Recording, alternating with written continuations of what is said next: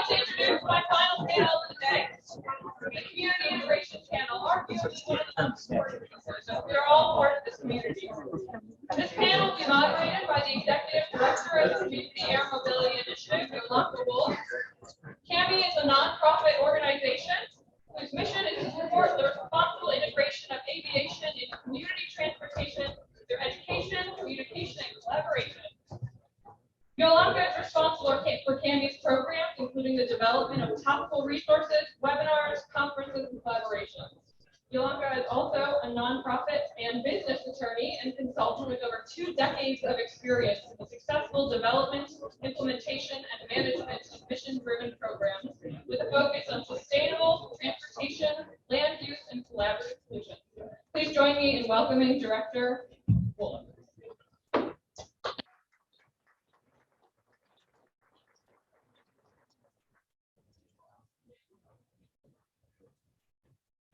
Invite my panel to come on up. We are not going to use the podium, and we're not going to do presentations.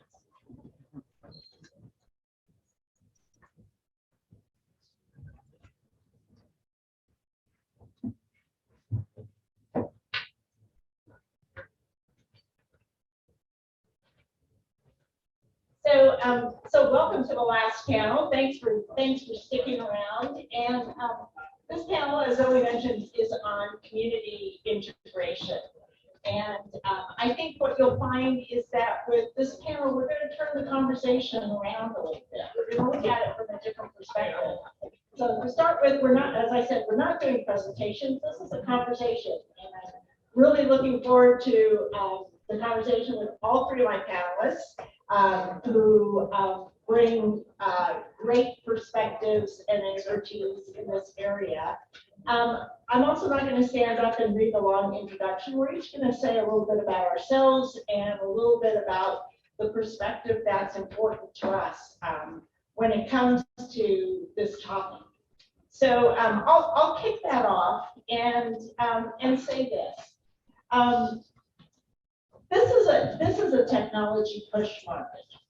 What we have seen over the last few years is this convergence of electric propulsion, distributed propulsion, autonomy, data networks, composites, and new materials all provide this opportunity to create a new way of moving through the air. And like, I'm going to pick on Mike Romanowski, I don't know if he's still here. Like the smartphone, when we first got these, we thought, cool, new way to make phone calls. Well, that's about the last thing we ever do with these anymore, right? We do so much else with these, but who knew when we first got them that we'd be flying UAS with them? But what we don't have here is an articulated market demand. It wasn't as if cities came to us and said, here are 3 problems we're trying to solve. Do you think if we could make quiet, efficient aircraft, we could solve these problems? We don't have that. And so from an industry perspective, we think we have this great, cool technology, and we're working hard to develop it, we're working hard to certify it. But from the city's perspective, or the state's perspective, or the region, or the tribe, they didn't ask for this. And our conversation for the last couple of years has been about how do we get community acceptance? And I'm going to suggest that that's the wrong question. Instead of asking for acceptance, why aren't we working with the communities to figure out what problems they would like to solve and where these 2 might come together? And that's why this panel is community integration, not community acceptance. So with this convergence of technologies and this recognition that we don't have yet a broad articulated market demand, there is work to be done both to inform and educate cities, states, tribes, regions. That is the fundamental mission of CAMI, the Community Air Mobility Initiative. And there is work to be done to listen, to sit down with those communities and understand and expand our ideas of what we might use this new technology for. So with that, I'll just say a little bit more about CAMI. So we were founded 3 years ago as a result of a number of industry conversations and meetings in which this realization came up that with moving towards this technology and certification, there was nobody out there kind of objectively working at the state and local level. Plenty of efforts at the federal level with organizations like GAMA, NBAA, or Flight Society, but nobody working at that state and local level. And so Anna Dietrich, my co-founder, and I founded CAMI with that mission in mind. We started off developing resources. Our first step was to see that this was about education, informing, but we quickly then added what is now one of our key programs, which is our Urban Air Policy Collaborative. With the help of Todd and his company. The Urban Air Policy Collaborative has a cohort program for public agencies, public airports, for staff. It's a 9-week course, 2 hours a week, that consists of guest speakers and workshopping and brainstorming. It covers all aspects of advanced air mobility, including the aviation aspects, but also multimodal integration, social equity, community environmental impacts, noise certainly, but also visual pollution security, data security, energy and utilities, grid capacity, planning, zoning for advanced air mobility, use of existing airports, and digital policy. So we are about to kick off our fourth cohort. Ohio DOT was part of our second cohort. And we've had now probably, we're pushing 30 different jurisdictions, probably 75 staff members that have gone through this program. It's a really valuable program to try to bring education and understanding to these staff. But more importantly, it's developing a peer network, and through that network and ongoing interaction with those network, those agencies and airports, as well as industry, we are building a set of model policies and best practices that help guide how advanced air mobility can be integrated into communities. In addition to that, we just completed a contract with Crown Consulting. Rubén is part of Crown, in which we worked for NASA in their ACO3 community integration program to do a series of workshops, out of which we developed an emerging practices playbook. We are also in partnership with University of California at Berkeley and funded by the McNair Transportation Institute, writing about a 50-page planning for advanced air mobility guidebook for the American Planning Association, and funded through the Airport Cooperation Research Board. We are working with Eaton Hunt to develop a successful community integration for small airports guidebook. So this is a whole other area that is separate from the technology perspective, but incredibly important in terms of this industry being successful. I will pause there. I'm going to ask each of my other panelists to introduce themselves and also provide a statement of their focus. And then what I have are a series of questions that we are going to have conversations about. I'm going to remind you about your QR code. Something else we never thought we'd do with our phones is order in from menus and ask questions, but here we are. Feel free to ask questions as we go along. This is meant to be a conversation, just as we need to have conversations with cities and states and tribes and regions.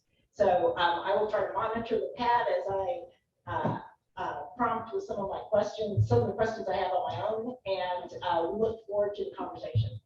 And we'll start with Amber. Welcome, everyone. Thank you for joining us at OSU.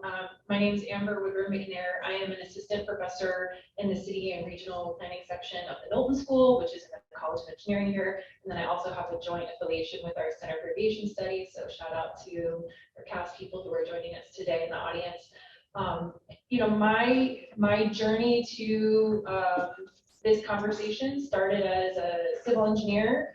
For undergraduate, my work experience was with the Federal Highway Administration as a civil engineer. My master's degree was in civil engineering. And I found that through that process of transportation infrastructure planning, there was just a lot of connection to societal impacts, right? That's what ended up drawing me into this space. And I pivoted to city planning in my PhD, and that's what I teach to my students now. So if anyone would like to hire people other than Zoe, who has a job, I have a whole class full of graduating seniors that are all studying airport planning, infrastructure, and development right now, and they would love to meet you. So keep that in mind. Please talk to me at the end of the day if you're still around.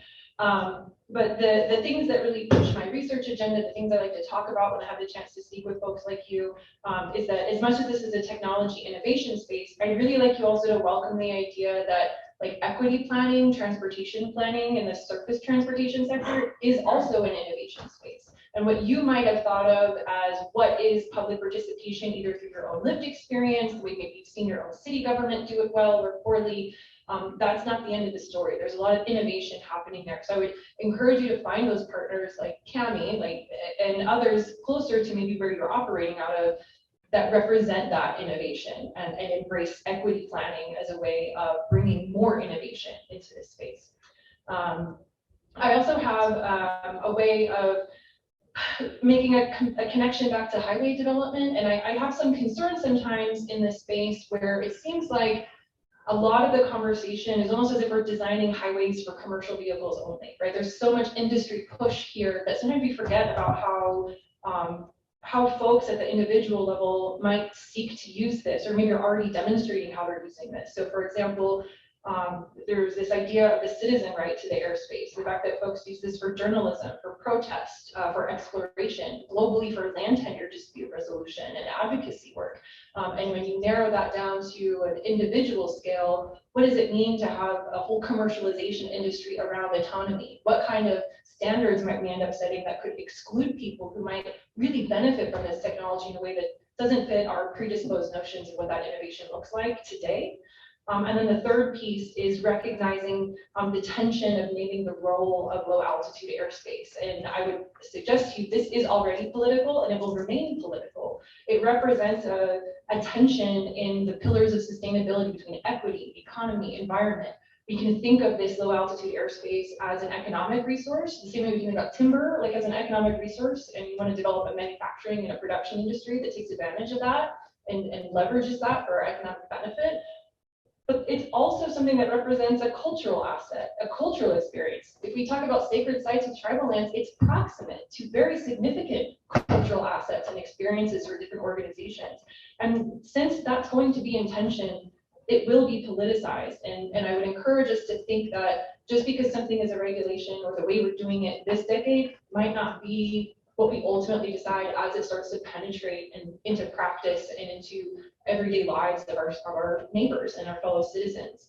It took from 1926 Air Commerce Act to 1946 Federal Airport Act to these decades to even get to a blueprint for what we think of as the niftiest way of funding airport infrastructure, right? It's going to take decades to figure out what kind of political regulatory environment we want to kind of nestle ourselves in collectively once this room expands beyond the folks who are present here today. So that's kind of where I approach this from, and I appreciate you taking the time to listen and to me and my fellow panelists. Thank you. Todd. Awesome. Well, my name is Todd Peterson. I work for a company called Lacuna Technologies. And we started out, me personally, I'm a mechanical engineer. I'm not probably much different than many people in the room here. Electrical engineer, spent half my career at General Motors, at an OEM, developing product, embedded code, etc., battery systems. And then I'm a helicopter pilot, and I spent the other kind of half of my career working on my passion, which is aviation. And so I have a good friend, Lacuna started out actually as a consultancy called Ellis and Associates. It was a combination of my friend John Ellis and I. And John worked at Ford Motor Company. And we were on a stage somewhere, not different than this. And we said one day, I said, what are we going to do next? And he said, he goes, I don't know. He goes, there's lots of money going into drones right now. And I said, yeah. And I think I might have said, there's a lot of money going into autonomous vehicles. And we kind of looked at each other. We know what's going to happen with both of those, so we can predict those futures. What's really interesting is what's going to happen after they're here. Let's go work on that. So we started a mission to help what happens afterwards, and we didn't even know what that meant at the time. But we kind of knew what it was going to look like in this market, because part of what I'm a part of a community called Stellar Air Park down in Chandler, Arizona. And there's a lot of really interesting people that live there, but there's airplanes everywhere. Everybody's house has an airplane attached. And not different than probably your neighborhood. When your neighbor comes home, you kind of know that they're coming because you might see them. Well, a lot of times we can hear them because they're coming home in their helicopter or their jet. And we're tracking tail numbers, and my office smells like jet fuel half the time. And which is probably okay, because maybe a lot of people in this room would seek that out. Like, that sounds pretty awesome. But I can assure you, my mother does not like that. And so we thought deeply about we can't have our cities smelling like airports, and we certainly don't want our cities sounding like my office sounds like half the time, even though I like it. So how are we going to integrate this mode of travel into what is otherwise a series of modes of travel inside of cities? And that's really how cities think about this, right? This is not a cool new propulsion technology that we figured out how to certify. It has nothing to do with that. This is a modality that is an augmentation of what's there already. It's either solving a last mile problem. It needs to have a last mile problem with a solution associated with it. And cities don't even have curriculums, to deal with this. They don't speak aviation. So we went on this journey, John and I, and we came across this woman named Selena Reynolds. And Selena, if you don't know who she is, she sits on the ACT right now, but she runs this small organization called the Los Angeles Department of Transportation. And she, we told her our story. We told her that our vision that cities need to start having a technology presence. They need to have APIs. They need to start interacting with these new modes, start speaking. Like, signs, paint, concrete are not going to cut it for the next century. And she listened. And so she kind of paused after we told her story. She goes, so you two white guys, right? Yep. From Detroit, came here and kind of told me something I've never heard before. And I've got dozens and dozens of consultants that look just like you. And she goes, why do you want to do this? And we say, hey, this is really important stuff. You need our perspective. That we have a completely different perspective. She goes, yeah, whatever. Okay, here's what you want to do. What I want you to do. I'm going to have you write as the implementation plan for the city. Tell me how you're going to do this for drones. So we wrote a long paper for her. And anyway, at the end of that, she says, okay, that's great. Let's do that. But I want to start with this other problem that I have. Do you know what a scooter is? And we're like, no, what's a scooter? And so she opens the door, looks over her 10th floor office, and she goes, see that mess out there? That's what I'm talking about. We kind of said, no, we don't want to do that. And then we kind of thought about it the second thought was like, wait a minute. That is actually a microcosm of what we're talking about. There's not much difference than that from that scooter than what we're talking about in new mobility. So fast forward, during the length of this conversation, Selena's scooter fleet will report into an open source platform that we're running probably 500,000 times. And we are managing the fleet, but we're also letting the city express itself through digital policy, which is what Yolanka mentioned earlier. So those are solving for different things. Where can you ride? Where can't you? Those are solving for equity outcomes, making sure that we have equal distribution of services and availability of these new modes. it's doing a number of things that have never been possible before with like literally one person running the helm. So we start thinking more about, and we've come a long way thinking about how digital policy could be used to integrate this particular mode. And we think it has a lot to do with giving planners the confidence and the tooling to be able to put vertiports where they probably would not put a vertiport today if you were talking about helicopters. So put it into a residential area where there's some noise sensitivity. If we gave them the tooling to say, hey, maybe you could do this, but maybe we'll give you the ability to restrict the noise profile of that vehicle, and give them some language to be able to do that. If we allow planners to do what they do and effectively give them a curriculum, I think everybody in this room will be very happy with that outcome, because it will result in lots of what's called AAM ubiquity, much quicker than I think we'll get it if we land first and ask questions later. So that's it. Great, thanks, Todd. Rubén. Thank you very much. It's a tough act to follow after listening to that, Amber, but it is really an honor to be here. I made some notes, because when I don't make notes, I talk forever. So you don't want that. So I am Rubén de Rosario, the Vice President of Aerospace for Crown Consulting, and we're extremely proud to sponsor the event this year, but we're also proud to be here and represent a little bit of a perspective. Crown is well known by all of you. No, Crown is a DC-based consulting company. We have been in business for close to 30 years. Our founder and CEO is here with us today. We thought this was important enough for all of us to be here. We have been working with NASA, FAA in advancing aviation for 30 years, but when advanced air mobility started, we felt that we had a lot of innovation to contribute, and started putting special emphasis in our practice to address that. We are proud to have been part of one of two NASA studies back in 2017. That's way back for his industry, where the urban air mobility was viewed at and analyzed to understand what the potential market of urban air mobility is. We lead a team with McKenzie, and there was another team with Wulff. Reading that report now, there are a lot of things that we say, wow, we were right. There are many things that we look at and say, wow, how wrong we were. But it helped us set a national perspective of what could be there. More recently, back in 2021, we completed an economic impact analysis for the state of Ohio. So we took a step back and assessed what AAM could mean to the state. So looking forward to the discussion today, I want to emphasize 2 points. That when we talk about advanced air mobility as an industry, we need to be very careful that we do not narrow down one element of advanced air mobility.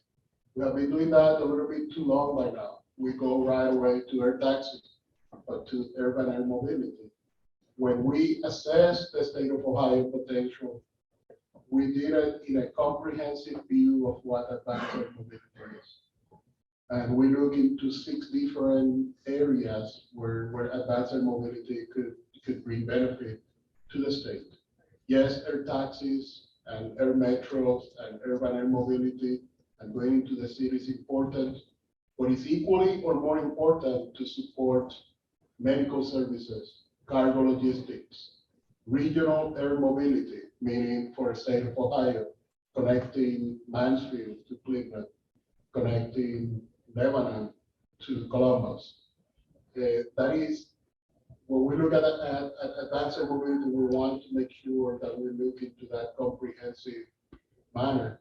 When we look into community integration and what that means, the #1 aspect of accepting the new mode is understanding that there's something there for you. So if we go to Oxford, Ohio, and talk about urban air mobility, nobody there is going to say, yeah, that's good for me, right?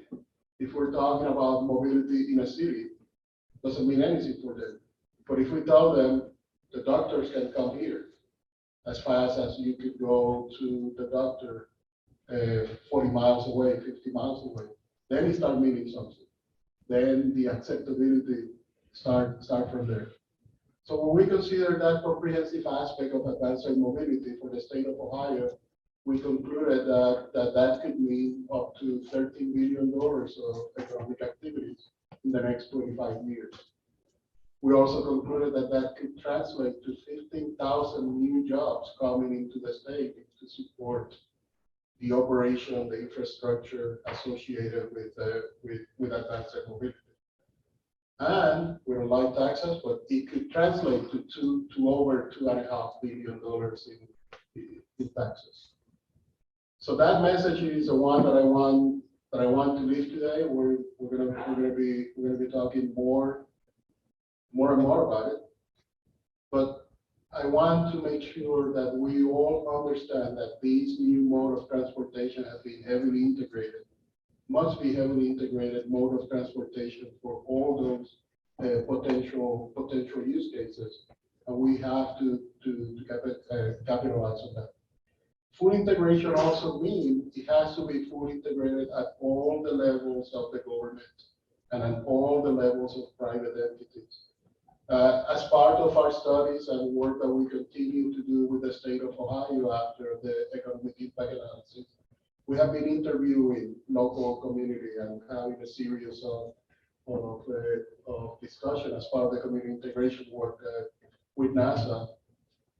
I have to say that when you leave a room like this, of all of us that are excited about this industry, the majority of the people still do not know what we are talking about. And I'm not talking about people without importance to our industry. We're talking about people that are extremely critical to the success of what we're trying to do. We're talking about members of regional planning organizations that still have not been exposed to the benefit and the potential view of advanced mobility.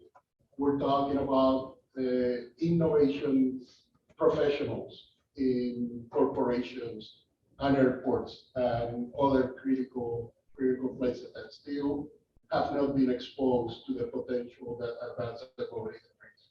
So there is a lot of work to do. We get very excited. I don't want to conclude to leave the exciting day and a half with the negative note, but I want to say we still have a lot of work to do to continue to educate the community so they can see the value that advanced mobility can bring to them. So you see, that's why I didn't know, because I can get excited and keep talking. So I'm going to leave it at that, and we answer some questions. Absolutely, thanks, Rubén. And we're actually going to continue with this topic, and I will throw out some questions. Some are ones that I brought, some are ones that are coming in, and I'll call on somebody if nobody wants to answer it. I may jump in myself, but again, it's a conversation. So 3 weeks ago, I think it was, Todd and I were on a similar panel at South by Southwest in Austin. Sean there. And Selena Reynolds was on that panel, as well as Beth Keeble from HCMB, who's also working with the state of Ohio.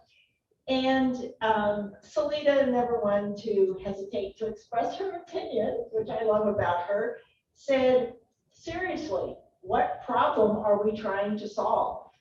And when the head of LADOT, and Los Angeles is a city that's been looking at advanced air mobility for as long as anyone has, still can't tell you a problem that is going to be solved by advanced air mobility. We have work to do. And she will be the first to tell you this is not going to solve congestion. You cannot take enough cars off the highway to solve congestion. And just like adding a lane of another lane onto a freeway just causes induced demand, more people come to the freeway. If you pull cars off the road, more cars will come to that road.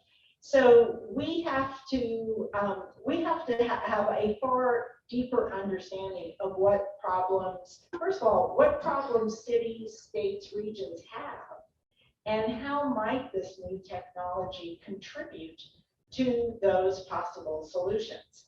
So we've talked about cargo. We've talked about medical and emergency response. We've talked about rural community connections. And those seem to be termed low-hanging fruit, easier, first stage. There's a big, and then there tends to be a big gap in communication or in solution between that and the idea of urban air taxis or urban mobility in terms of what problem are we trying to solve. So I want to spend a little bit of time hearing from each of you about your ideas on what problems we might solve from a city perspective. And Amber, maybe I will start with you because I think a big piece of this is an educator problem, right? We don't know what this future looks like. So if you don't mind starting, I'll kick it to you. Yeah, so when I hear this question of like what problem are we trying to solve, my brain doesn't usually go immediately to use cases. It goes to, holy crap, what do my students need to know, like so that they don't look a fool when they go out in the workforce. Because part of this challenge also is a fundamental challenge specifically for city planning, which is are we reacting or are we proactive? And sometimes you get a lot of pressure from certain types of industry that changes the infrastructure, the land use of our cities, and sometimes all we can do is respond, right? So that's a big part of the tension of being a city planner in the first place is what do I need to know to be prepared to respond versus what should we be advocating for to do proactively? And so giving my planning students enough knowledge where they're conversant in what these key challenges are, what these key technologies are, was like just teaching them the words while I'm also trying to teach them traffic flow theory or like just the fundamentals of what are the modes of transportation, how are they funded? Like there's this whole added new layer of the complexity that they're going out into the world to address.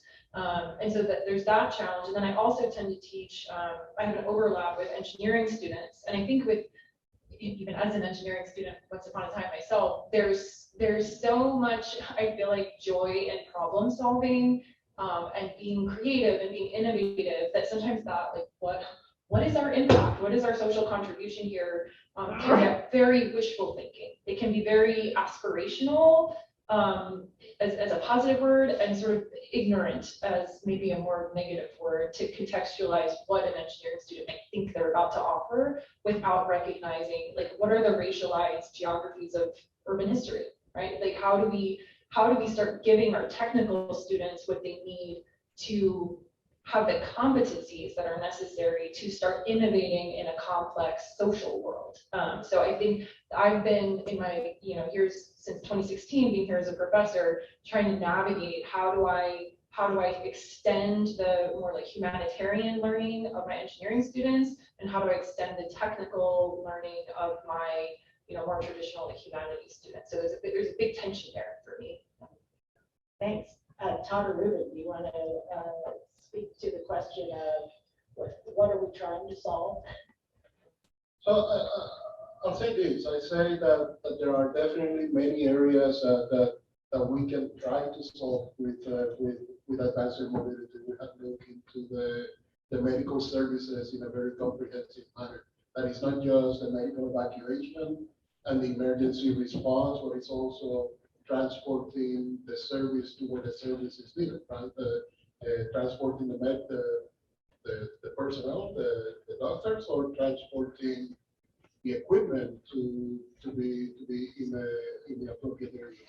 We have looked into certain medication management, meaning that there are medications that they must be at the hospital.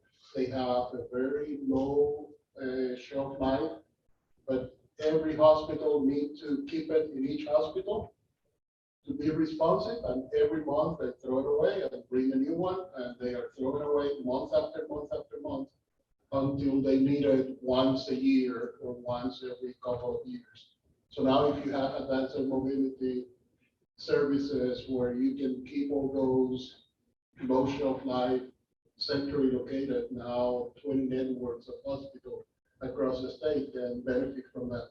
So there are many of those things that we as great medical professionals can think of.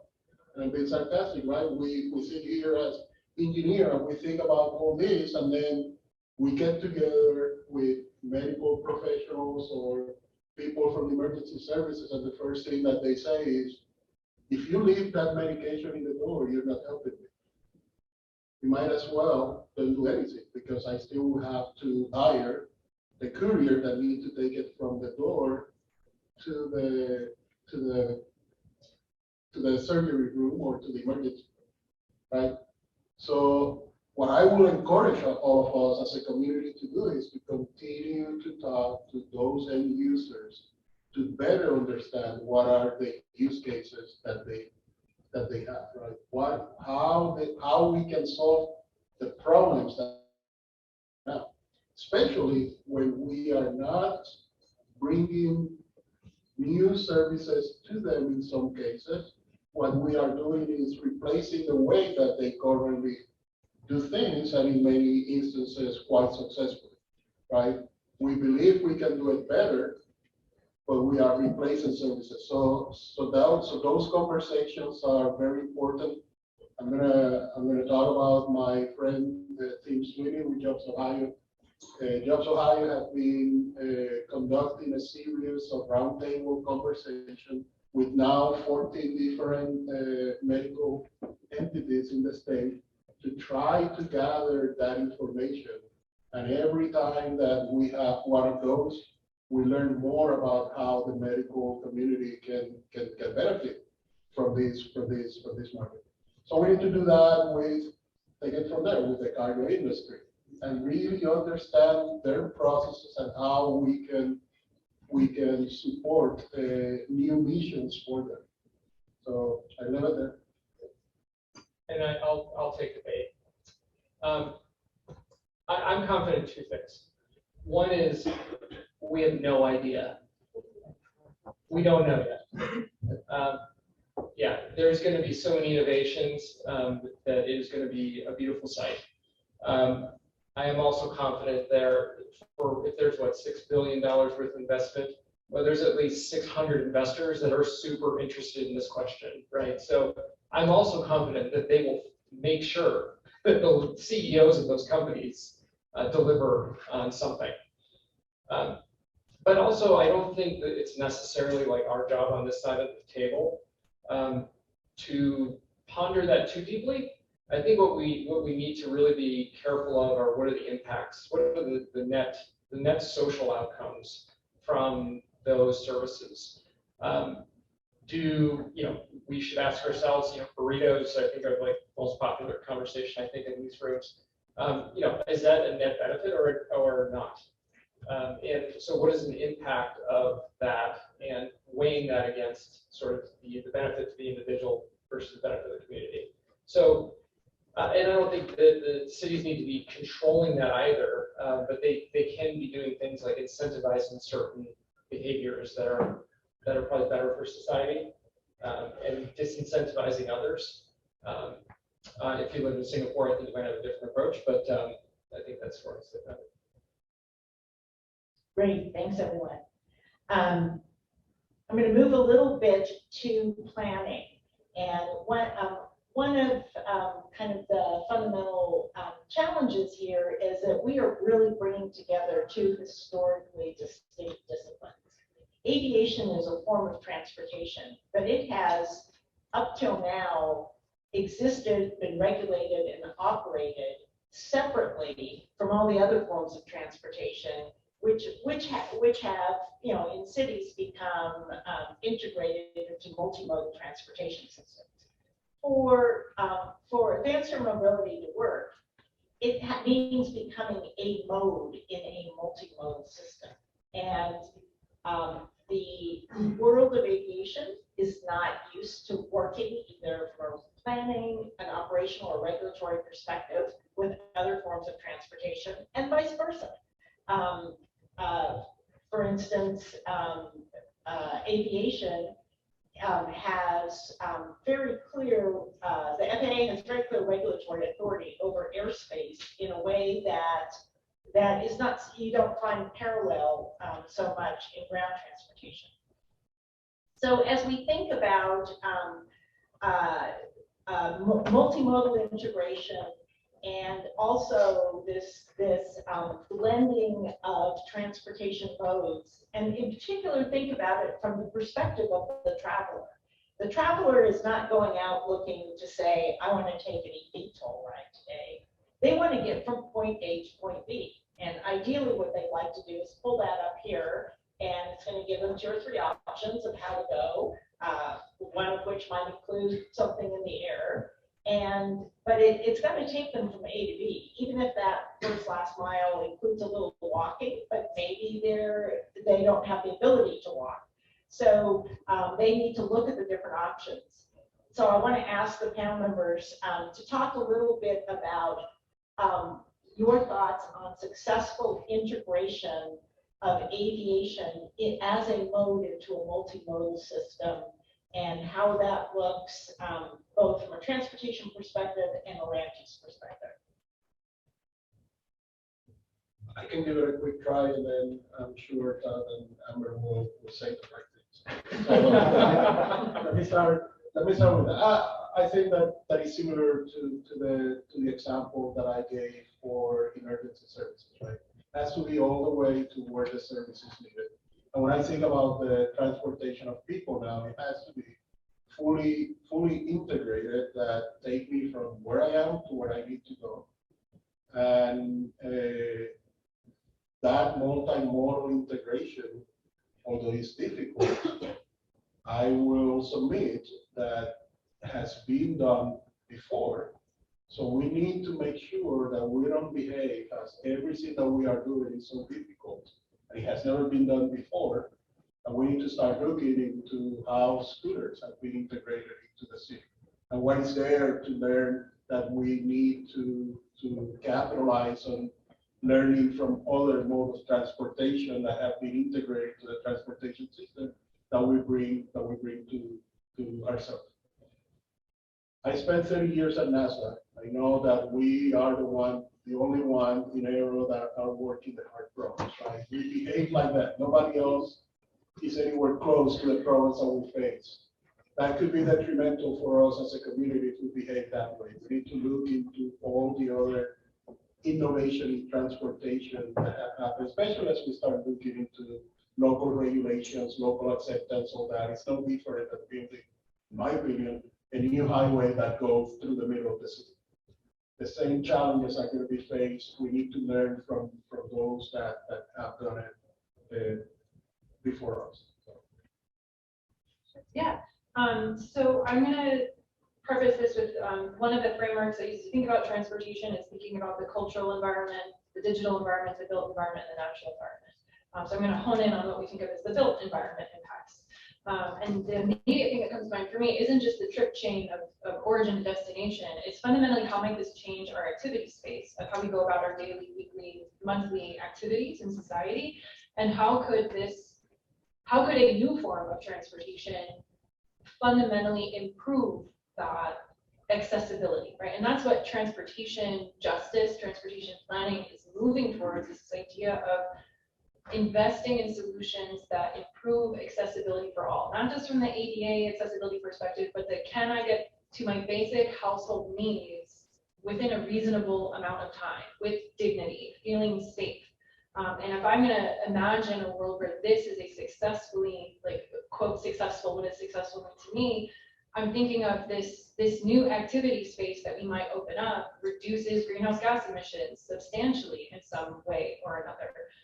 That it improves accessibility for folks to reach their household needs, that it ultimately doesn't hurt people's ability to use other modes that are necessary, like bus transit, pedestrian services, cycling, because otherwise it feels like we're just perpetuating where already very challenging and hostile systems of transportation for the human body, right? Like anything that will scale down and make it easier for the human body to move through space. And that includes women with children who are in strollers. That includes folks who have a variety of mobility devices that they need to be able to use and bring with them in transportation systems. It includes people who are underbanked and may not have easy access to an app because they don't have a bank they can put in to pay for something immediately, right? So it's thinking about trying to be mindful of all the things that are already hard about transportation for people's daily lives and using this as an opportunity to address a lot of those problems in the long run.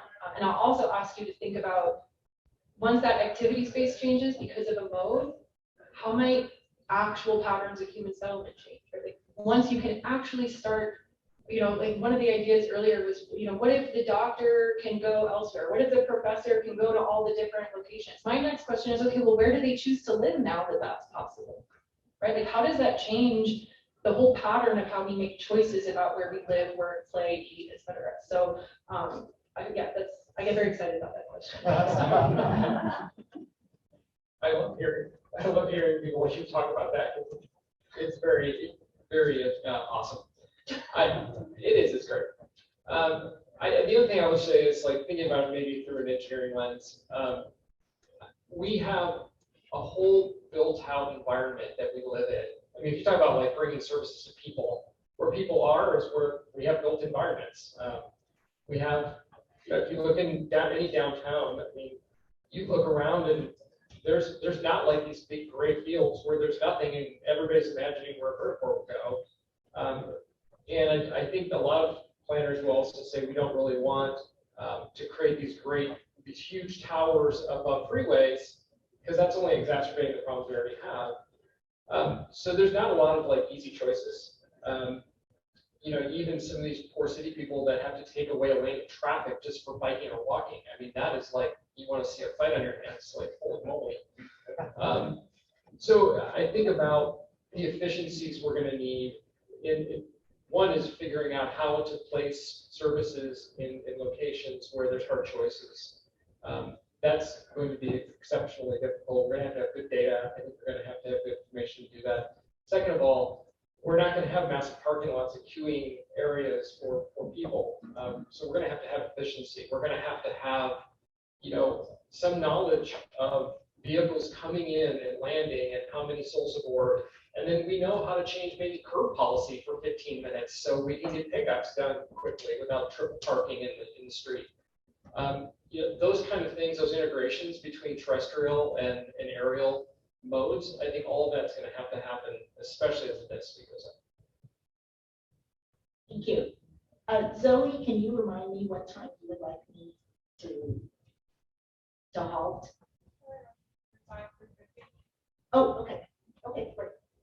Good, we can keep going.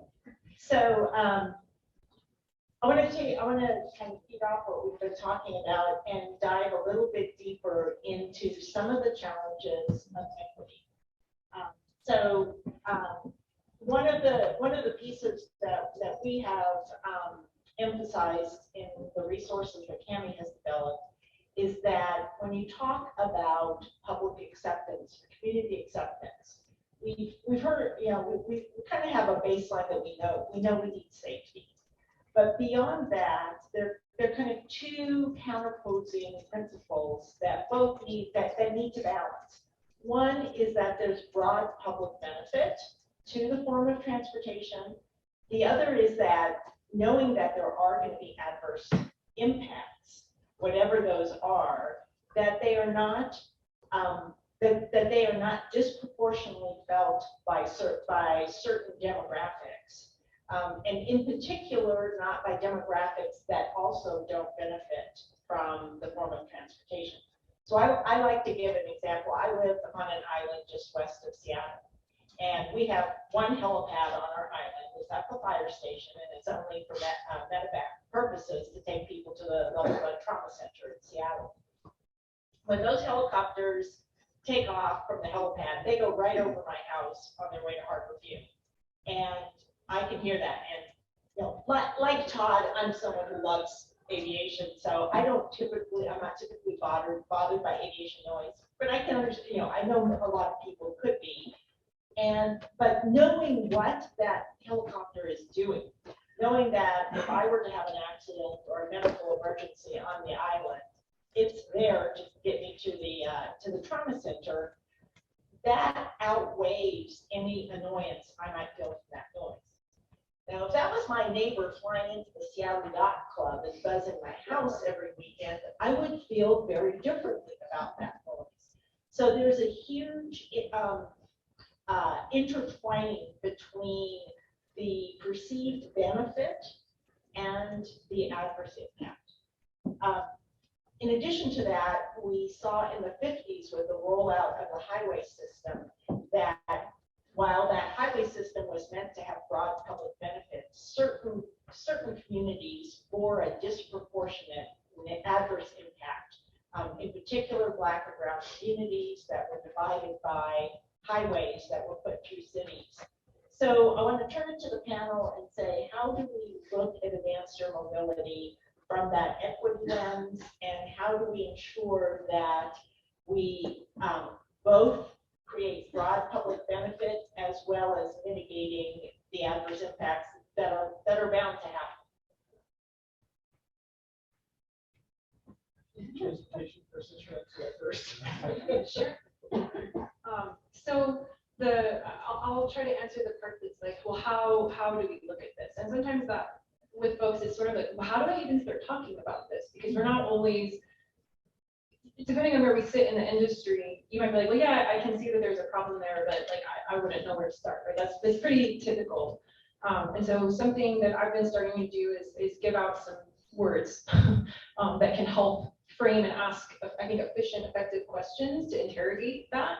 And so what you were getting at about, okay, what's the distribution of benefit and burden? That's usually the first place we go with transportation equity planning, and we think about this idea of distributional justice, which is measuring the distribution of benefits and harms that result from a specific action, project, or policy. If anyone in here has done NEPA work, National Environmental Policy planning processes, most of equity planning that's involved in that existing process for aviation infrastructure is around this idea of distributional justice. But that's not the only way of understanding equity, right? It's also in the process itself, in addition to how we think about and define outcomes. So there's this idea of procedural justice, which is the treatment of various stakeholders. What are the practices that prioritize dignity and respect, give people a sense of fairness, trustworthiness, and neutrality when they're working with their public officials? And you know, if anyone's looking at what's going on with Indianola locally, if you're one of our locals, you might notice that there's been a lot of argument on that particular street around parking and biking and whether people feel like they were adequately involved in that particular process. And to some degree, the conversation isn't even about what's the right transportation solution. It's why didn't you talk to me? Why didn't I know? Why is this news to me when you're already making a decision? Another type of justice we can talk about is restorative justice, which is about redressing racialized geographies, confronting past racial harms, reorienting priorities and power structures, which means sometimes we have to look back and say, yeah, we really screwed up those decades ago. By we, the royal we, maybe it's the city, maybe it's a company, et cetera, and saying how do we meaningfully change the way we make choices, the way we hire staff, the types of offices that we have to receive complaints, how do we process those complaints and treat people during the complaint process? Those are all things that the transportation industry has been wrestling with all the way up to the Office of the Secretary and their Office of Civil Rights. There's also this idea of deliberative justice, which is how our community voices actually integrated into civic forums for essentially giving them a meaningful contribution to decision making, not just a, come to the airport Tuesday, 6 to 8 p.m. and we'll listen to you and then we'll explain some convoluted noise contours to you. It's, do they have a voting power? Like in the Burbank airport in Southern California, the local community was actually voting on whether the airport could expand a terminal, right? That's a real headache, I'm sure, but it's meaningful influence on public decision making.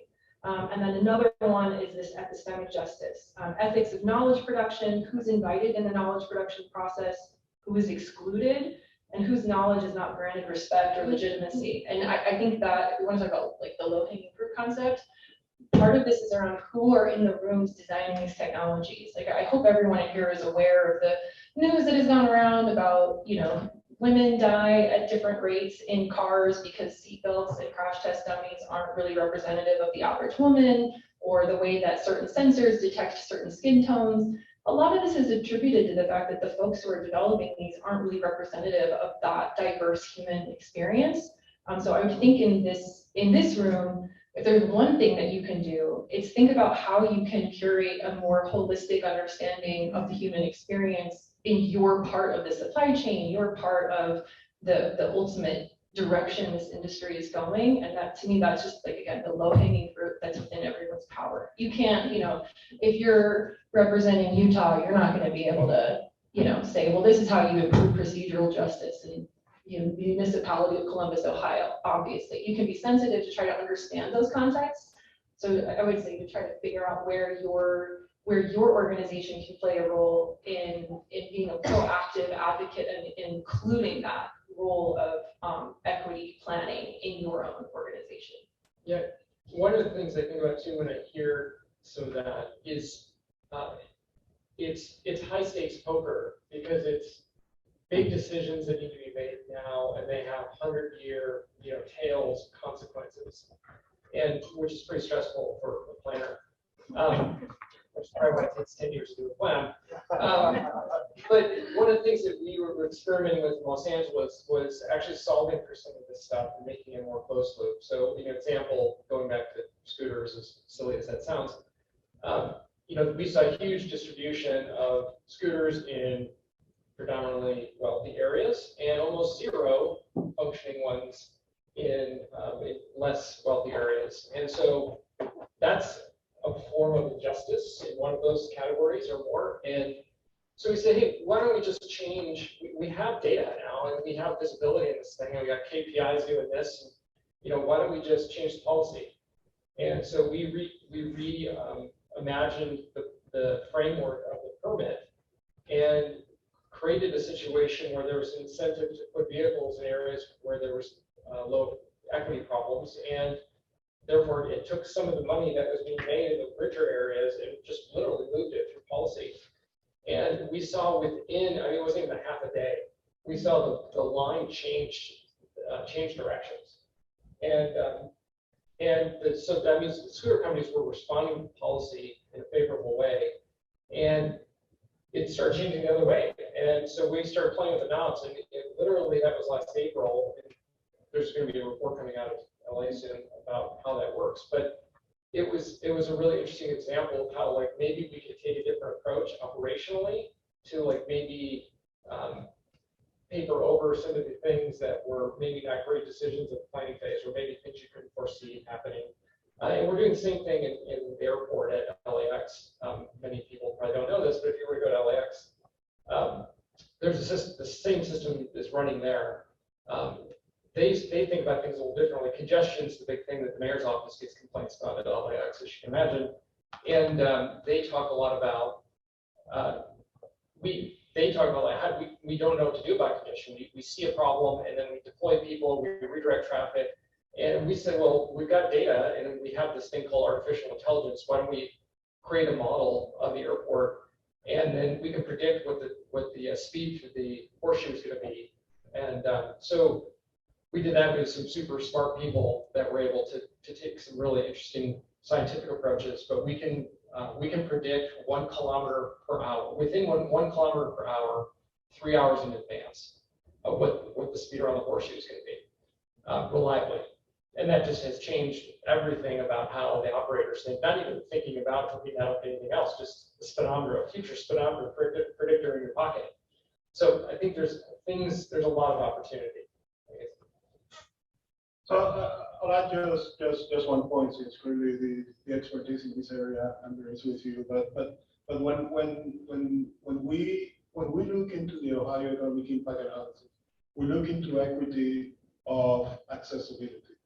Right, and what did it mean to bring wealth to the rural areas? Because now you can have people come to the city to work but live farther away. Now you start distributing wealth, and we also saw potentials that now some jobs can move into rural areas because you don't need to be close to the city, because you have potential accessibility of people going to the job being farther away. So I think that is an important factor that bringing to equity, and goes back to a message that AAM is not only urban air mobility, because when you look at that, in my opinion, urban air mobility by itself generates a lot of equity discussion, because it can be very easily viewed as a toy for certain population of it. When you start diversifying what advanced air mobility as a whole is, now you can start answering some questions, because cargo goes where it needs to go, and it doesn't see color or race, right? It goes where it needs to go. Regional air mobility then start bringing access to other areas that are severely underserved by current modes of transportation. And now you can have a very interesting conversation about equity and equality. I think the other thing, just to add to that, is right now, if you look at cities and how they look at transit, these are like really blunt force objects that they use to fix or try to fix transportation problems or equity problems, right? They take 10-year projects, $1 billion, to put one extension of a rail line in. I think we have an opportunity in this new world to think about subsidizing transportation a little bit differently, without having to, like, a city have to think about, where am I going to get $100 billion to buy a bunch of aircraft to operate those, and how am I going to train pilots? If now we have granular kind of understanding of trips, there's a very easy way, in maybe similar to the way that I described before, to actually apply dollars and subsidize rides in certain areas. So does it make more economic sense for operators to operate in some of these areas that are underserved right now, or might be underserved for a period of time?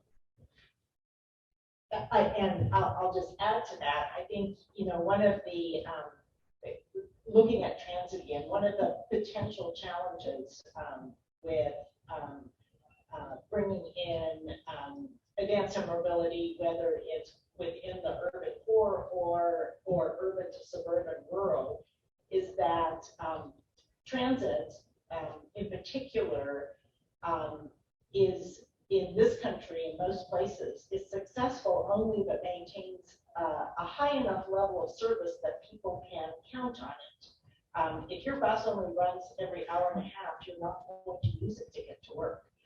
You need to have frequent enough service that it's a reliable mode of transportation. If, for instance, if we bring in, develop a multimodal vertiport hub, and but now we end up pulling people off of transit in that kind of gross chop approach, we're going to reduce the level of service for transit. We're probably going to disproportionately impact those people who don't own a car, who are dependent on transit.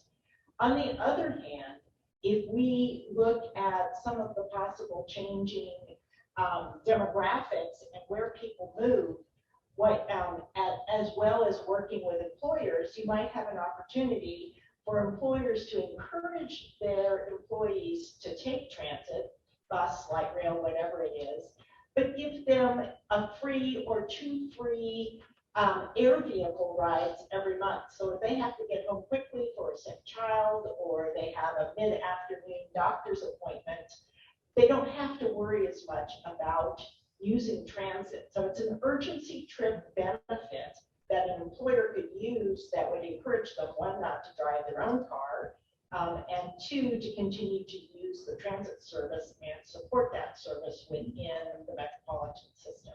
So I think, Todd, that gets to your point of being more granular and more flexible and using incentives to try to balance all of these folks.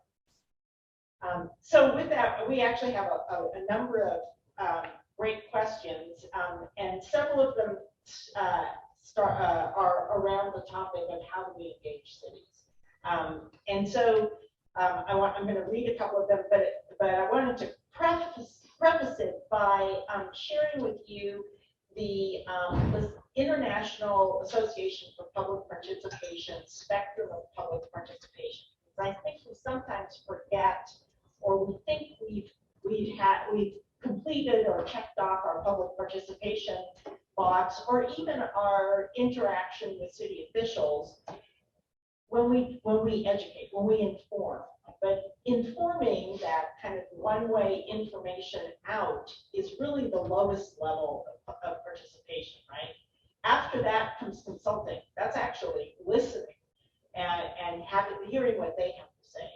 And above that is involving. That's a two-way conversation about how we might solve some of these problems or use this technology.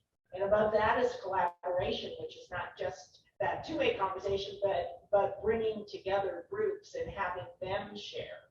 And then the final level is empowerment, where you provide information and let the group solve the problem. I'm not necessarily saying you have to go straight to empowerment, but we have to realize that just informing is not sufficient public participation.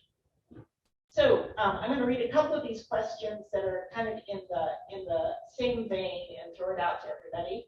So what is a realistic strategy to start engaging all of the regional and local regulators to communicate the advanced air mobility vision? Is it the role of government or private industry to support that? And with that, are there resources, talking points for those of us in the industry that might have the opportunity to educate our community, for example, Rotary groups or community groups? I will hand it off to my panel, and I know they'll have thoughts.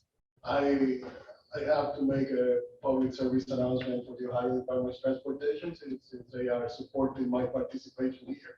But Fred, I think that Fred had to return a bit early. But one of the things and it goes into whose responsibility is. I don't know whose responsibility is, but somebody needs to start. The Ohio Department of Transportation, through Drive Ohio, decided to move ahead and set up an advanced mobility planning framework through HLTV is a primary contractor working at Crown. We were honored to work with them. But it's really a document that will be released in a matter of a couple of weeks, that it is presenting the high-level strategy of how AAM could benefit the state of Ohio, and guidance of what kind of conversations need to happen at the different levels, being local city all the way to state city. I'm excited about not the document itself, but the conversation that the document will generate. I've seen multiple versions. I have nightmares with that document by now. Reviewing it and addressing comments.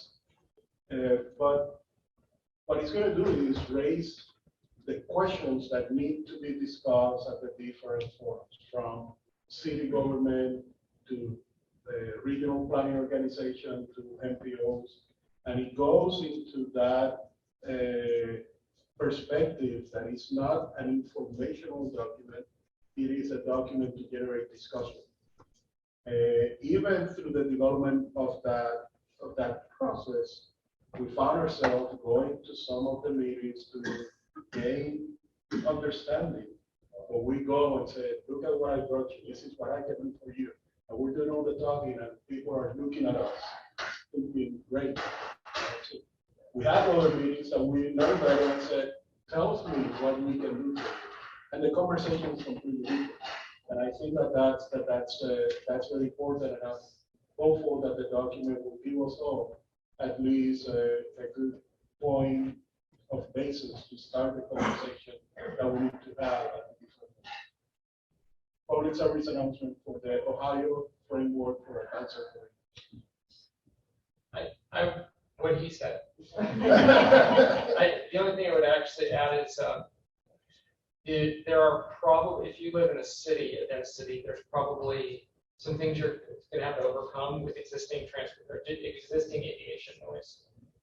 There are NGOs that are pretty already spun up, I think, about what this could potentially mean as far as negative impacts. And what they naturally do is they go, it's this now, but imagine what it's going to be when this stuff comes, right? And so I think if you go to those groups and do it, Rubén said, is literally spend time with them and educate, then a lot of that negative energy is going to be, not taken care of, but maybe minimized. And I would also just add, depending on who asks the question, yeah, I don't know if you're coming from a place where you feel like you've sorted out all the levels of governance, but I would be mindful of, if you're trying to go to a dense urban place, I would really support you figuring out the processes of the local metropolitan planning organization. Like, what's their time scale for their next long range plan, short range transportation plan? Who are the people involved in that? Not necessarily assuming that you're going to get a whole chapter in that plan, but you can at least familiarize yourself with how they work, because they are the folks that are doing the coalition building across counties, across jurisdictions, and they can at least give you some of that insight, and you can get a meeting with them to how things work in that particular geography of interest to you.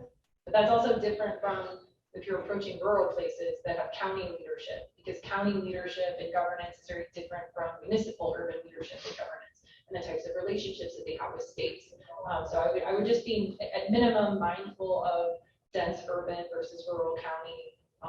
Talk to MPOs rather than chase down every single city at first if you're just trying to get your feet wet. Also go to county, because I feel like you should just explain what to do with county.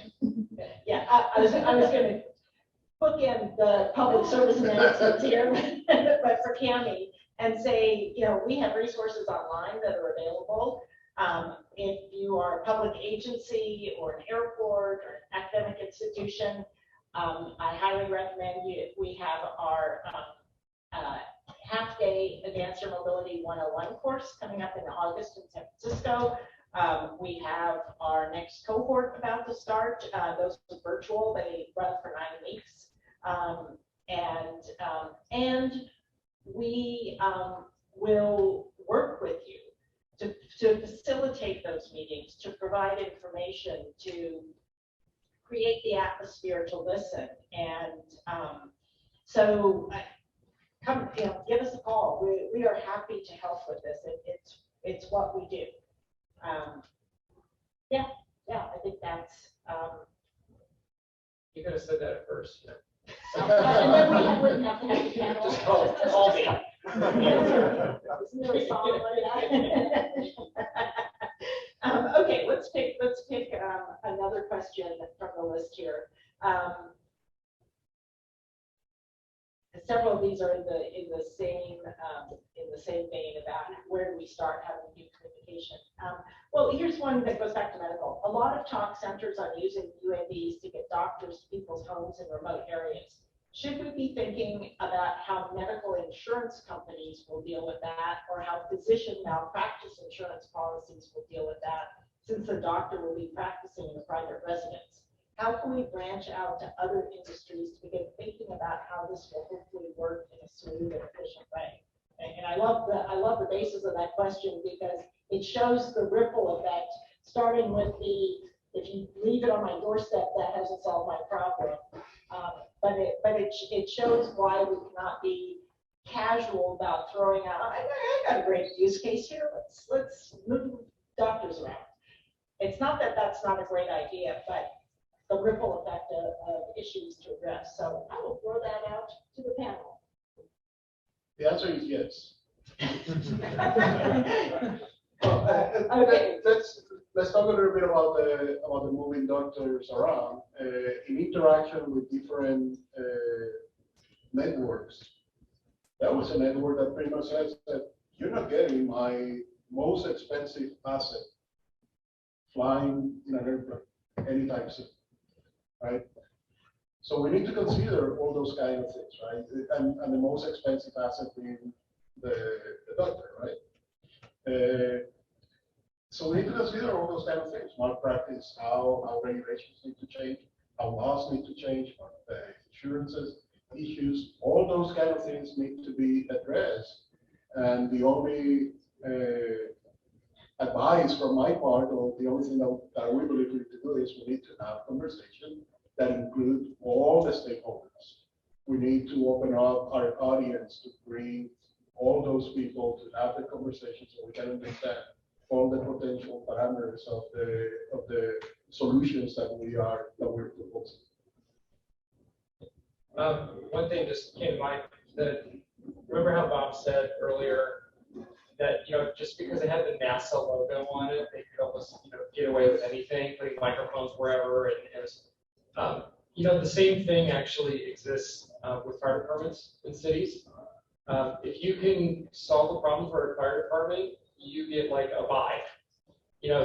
Anything the fire departments typically do are very well received by the community. And so, if I was a smart CEO, I'd be hoping to figure out how to make a fire department happy if you get a little footprint. Another thing I would recommend, and I recommend this more from folks who are transitioning from aerospace into urban transportation, is when you have these use case ideas, like the first thing you should ask yourself is, has this already been tried for surface transportation, and why isn't it available via surface transportation already? Because when I heard that doctor comment, I immediately was like, wow, like as a transportation person, I was like, there's just a lot of reasons why that's going to be extraordinarily complicated and not the beautiful, easy fit, right?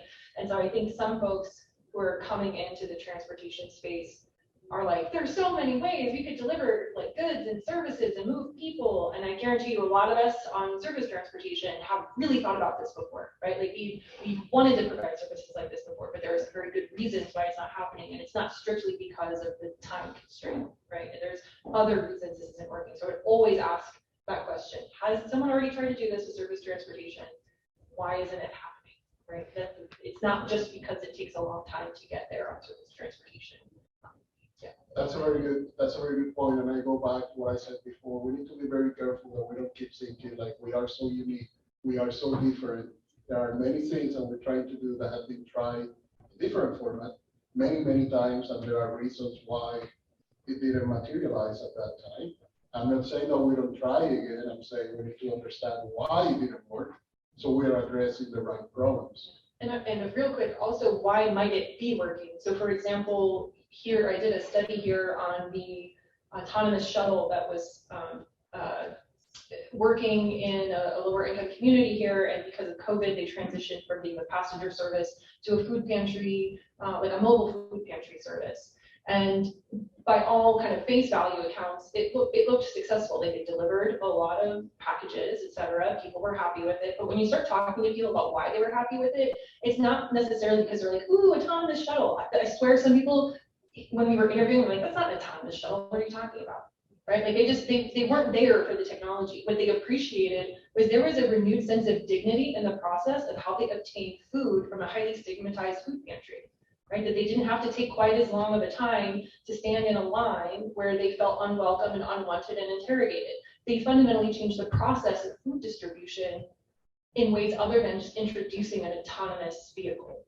And so to interrogate, well, why is this successful? You have to think about how are you actually comparing the service itself? And a lot of the positive comments that we got were because of the required onboard human operator that was so friendly and so nice to everyone that they would refer to them by name in the comment section, right? So there was like a human element to that automation that stood out to them. So just be very critical of why is this working? Is it better than what we can already provide with existing systems? Maybe why are existing systems already not doing this? Is there something deeper here? So I think we're approaching time here, does anybody have any last burning comment they want to contribute to the panel? I will just say then that I hope that we have been able to turn the conversation a little bit sideways and to look at this from the demand and from the human and from the urban, metropolitan, regional planning perspective. And that as you think through the technology that you're developing, that you work with all of us to also make sure that there is a real problem that you are trying to solve and that you're designing in a way that's going to successfully create that solution. And with that, I have one point. Rubén wants the last word. The one point that I wanted to take advantage of is the fact that these three powerful individuals are standing here all together, and I think that we should give them a huge round of applause because.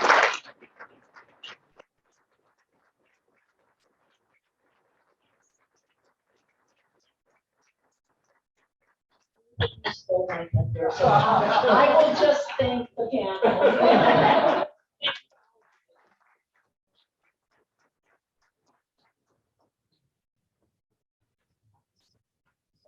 Well, I certainly think we wrapped it up on a different note than the rest of our day was, and I hope you got as much out of that as I did. I know looking at the questions that were coming in, there are numerous, so I think there might be a couple of conversations that'll happen afterwards. I'm sure there's quite a few for you to go on as well.